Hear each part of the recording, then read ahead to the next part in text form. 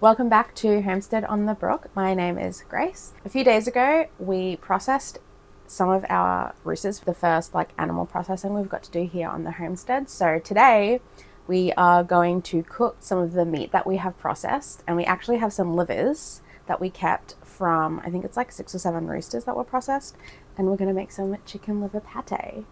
I've been making pate for a few years now. It's a family favorite, and we just get our livers from the supermarket. We make the pate with about 500 grams normally, but I'm not actually sure how many livers that is roughly, but we only have, I think, 6 or 7 rooster livers, which is roughly a fifth of what I normally have to make pate with. So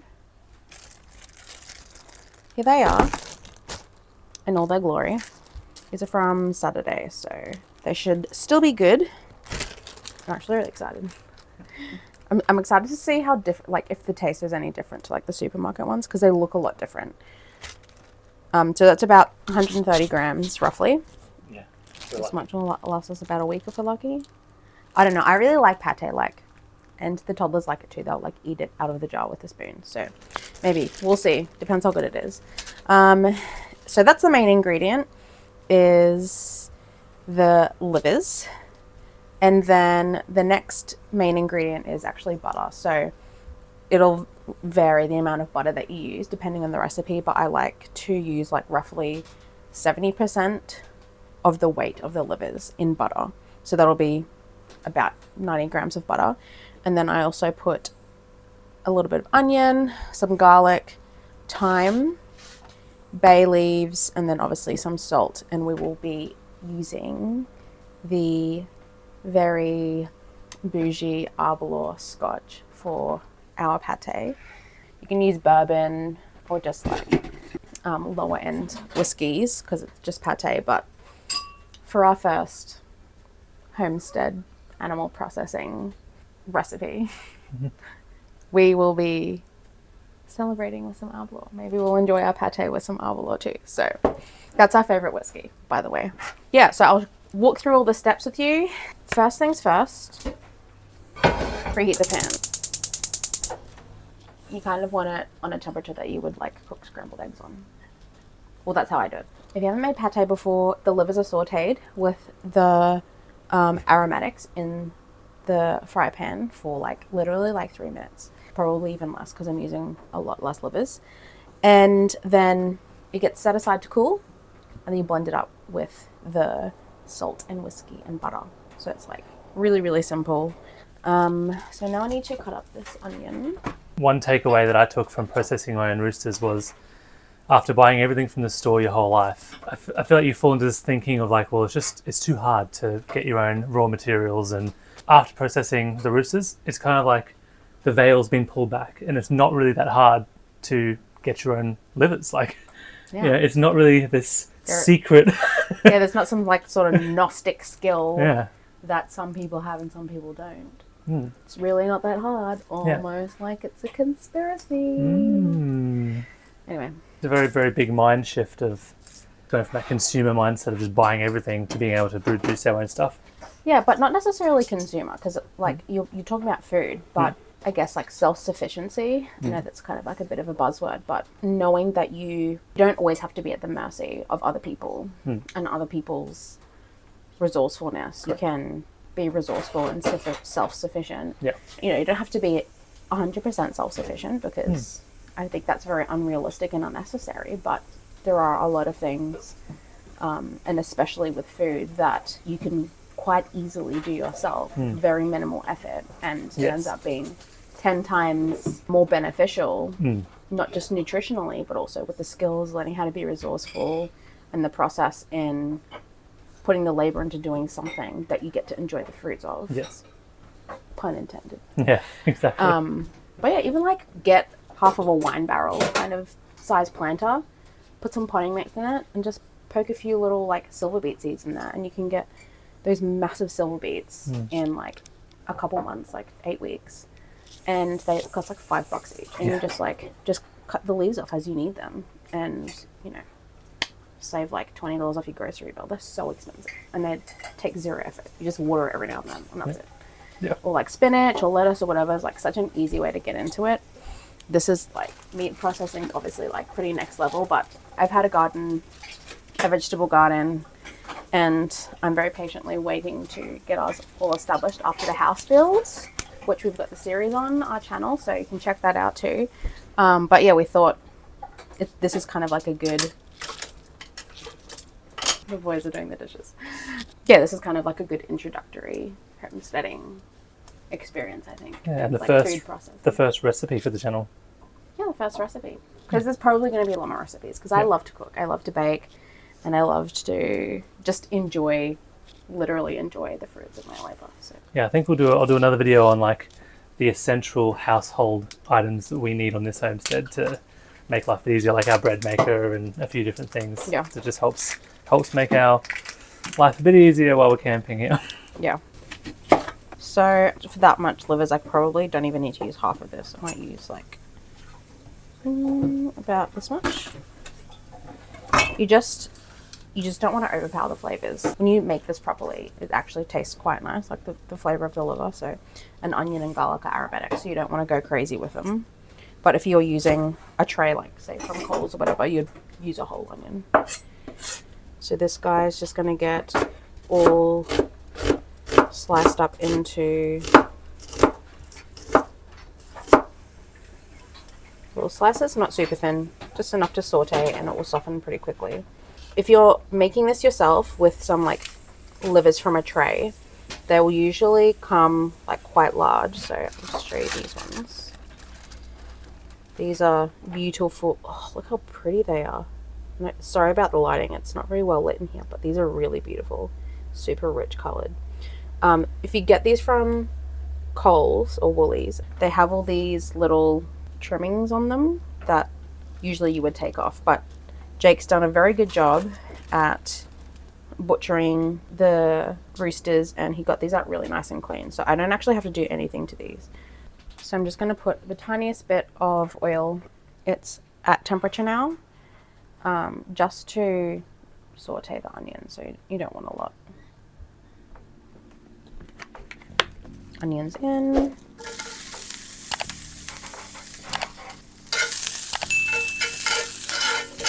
This will go really quick because there's not a whole lot in here.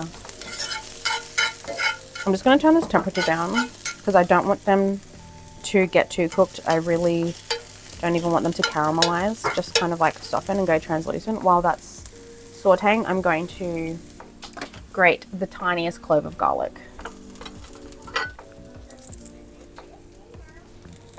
Just a little guy, like the top part of the pinky. Now with these livers, what you would typically do is soak them overnight in milk. Now, I'm not doing that because I don't have the time to do that, and I've never done it, but it's just because I'm lazy. I don't think ahead. I just like randomly get them in. I'm like, I'm gonna make pâté, and I don't want to soak them. But if you soak them, the flavor is a lot better.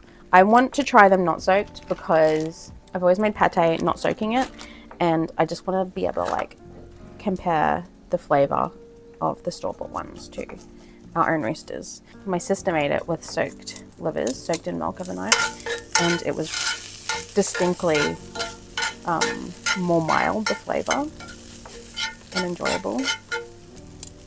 So garlic's in now. Onion is almost ready. Now I'm going to put a few little thyme leaves in there. You can just throw the whole things in there like this or pull them off the stem, whatever you prefer. They end up falling off the stem as they cook, so that's going in there like that. Once you start to smell the garlic and the thyme, which is right about now, I'm going to put the livers in. Now the livers cook very quickly. It's a delicate process. You do not want to overcook them. That's what gives it that really gross kind of like gamey kind of flavor. You have to cook it just right. So it's still pink on the inside, not red, but not grey either. You gotta stand close by. I'm gonna put this tent back up. And I'm just not dumping it in there because I want kind of like a good surface area on each of them. So that the idea is that you kind of like flip them. So pretty simple skills here. Just sauteing. These are so beautiful, these livers. They're like I don't know if you can see them, but they're like super shiny, really soft. They're not crumbly like the supermarket ones. Almost like gelatinous, super smooth. You can definitely tell the difference, just the appearance and the texture. Oh, they're so cute. It looks so good. So you can see as they're cooking, they kind of like start going pale. Just like a steak, I guess. I'm going to start flipping them now. You can see how quick this goes. It smells good too. Like it doesn't smell like stinky organs. It smells like good food. So I can tell by pressing them that these are almost done already. So I'm actually going to turn this off now and just let them cook on that residual heat. And then I'm going to cut it open before I take them off. So this is the part that you don't want to mess up. You need to get this part right, so don't try to multitask. So you can see how this one's pretty much overcooked because it's just so small. This probably won't be a problem with the supermarket ones because they're actually a lot bigger. But yeah, these need to come off right now. See if I can find a fatter one that's maybe not so cooked on the inside. Oh, it smells really good. Where's the big fat guy? Maybe this one? Oh, that one's not cooked. Oh, that's so funny.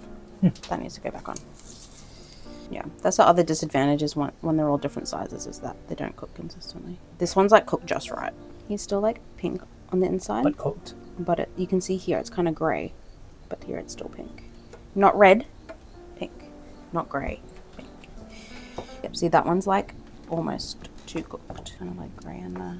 The reason you don't want it too cooked is just because the flavour is not that great. It just tastes better when you get it just right. Like so many other things, like a steak. I just realized I forgot to put the bay leaf in. So you would just do the same thing with the bay leaf as you did with thyme. You just throw it in. The bay leaf is kind of more just like for an aroma more than it is about a flavor. But you'll find lots of recipes use different herbs anyway. Some will use rosemary as well. I normally would chuck a bay leaf in, but I'm not good at the talking, cooking thing. I've got the livers, onion, garlic, and thyme in here, and I'm just going to set it aside to cool down. Because the next step is to actually blend that with some butter and the whiskey and the salt. These all go together at the same stage. You don't want to blend the livers with the butter when they're still hot because it will melt the butter, and you don't want the butter to separate. It's best to do it when the butter is room temperature, and these are room temperature, but I advise putting them in the fridge to cool instead of leaving them out on the bench. So I'll cut off what I need from this and let this sit at room temperature while that's chilling in the fridge, and then I'll come back later and I will blend it all up. So I want to do about 90 grams, which is about here. See how good my guesstimating skills are. Okay, what's your guess? Show us 93. 93. I'm gonna guess 87. 82. 82. That'll do.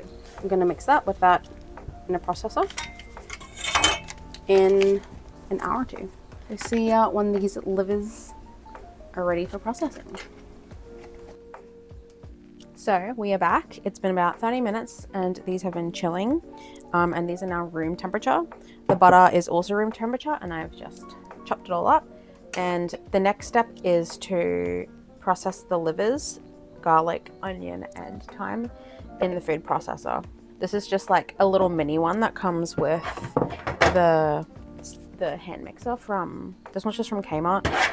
I would normally have it in a bigger container. I actually like to use those IKEA dry foods pantry jars, the big tall, I think it's like nearly a liter, because that's pretty good size. And I would just use the immersion blender attachment and actually blend it all up. Because there are so few ingredients in the pate, you really want to have a good butter. The butter is, like I said, it's 70% of the weight of the livers, so it's like the main ingredient besides the liver, and it really kind of makes or breaks it. So I would advise getting a good quality butter. I would always use just the home brand organic butter from Coles. This one I also really love. It's the Westgold New Zealand one. It's the grass-fed unsalted. Basically, if you would happily eat a slice of butter, then of that particular brand, then it's probably going to be good. Another good indicator is the butter fat. Oh no, I think it's milk fat ratio. No, what's it? Does this one have it? Normally it says like what the ratio is, and then the percentage of like the butter fat. The higher the better, basically. That doesn't have it on there though. Grass fed is a pretty reliable indicator of whether it's going to be good butter or not. Also, I tend to find that organic butters are also really good. But yeah, obviously if you're on a budget and you just want to make some cheap pate because they're like preposterously expensive for these, like a tablespoon of pate, just use whatever you've got. But if you want to make a good one, you got to use good ingredients. So we've got the good butter, the good Homestead fresh rooster livers, and the best whiskey on the planet for our bougie pate. So let's blend up these livers. When we moved here, these little Blue Yeti batteries powered our campsite for 5 weeks while we waited for our power to be installed. So, hey Blue Yeti, if you want to sponsor us. Yeah, we don't actually have a power point here at this bench, so that's why we keep these Blue Yeti babies around. This one was the first one we bought, wasn't it? Mm-hmm. Yeah, and then we got another big one that we can run the coffee machine off, which we also still use. So, livers in. I stripped the thyme leaves off the stems, so they're just in there, loose in there now. You don't really want to blend up the stems, they don't blend up very nice. So lid goes on.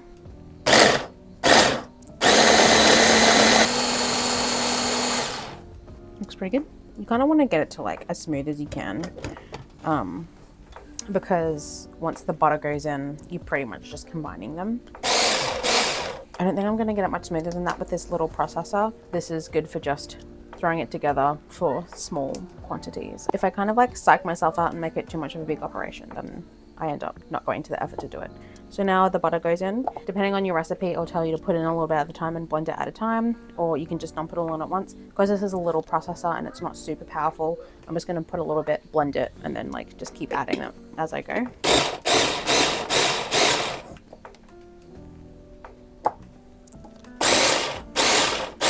You can see it's starting to change color, going a bit pale. We've still got some chunky butter there. I'm going to put one more in while I also put in the whiskey and the salt, and then I'll put that last bit of butter in once this is all combined.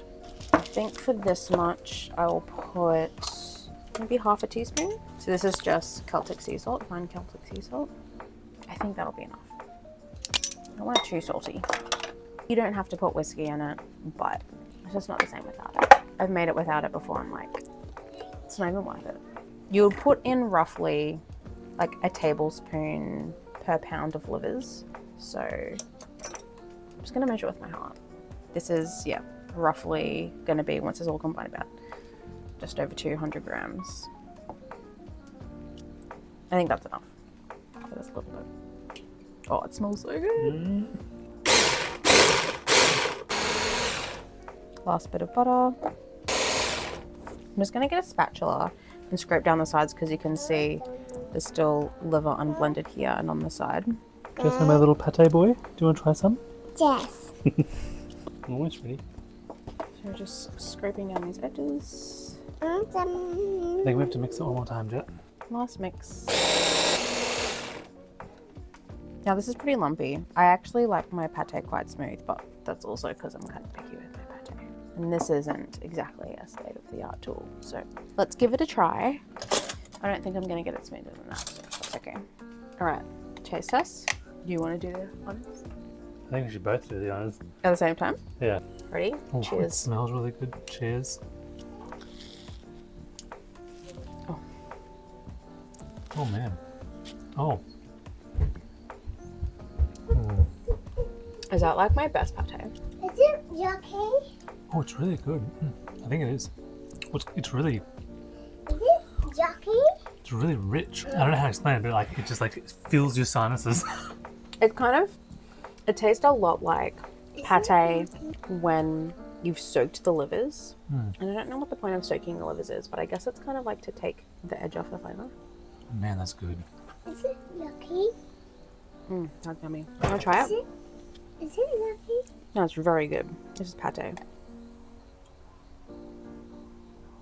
You reckon, Ransom? Good. Good or yucky? Good. That's really good. It It's does. very umami. It does taste different to the store-bought ones. Yeah. I don't really know how to describe it. I think it probably has a little bit too much whiskey. Like Like the whiskey is supposed to complement it, but I think it's definitely more prominent. That's it. That's the pate. These are roosters that we actually hatched, which is pretty cool. I don't think that recipe was on point for that quantity because I was kind of just like guesstimating the quantities because, like I said, normally I do like half a kilo at once. Considering, I'm pretty impressed. Same. Ransom is demolishing it. He's eating it like ice cream. What do you reckon, Ransom? A little liver boy. I think next up we'll do a chicken roast dinner.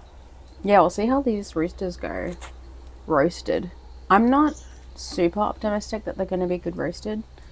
I have a feeling they're probably going to have to be like soup chickens, but we'll give it a whirl.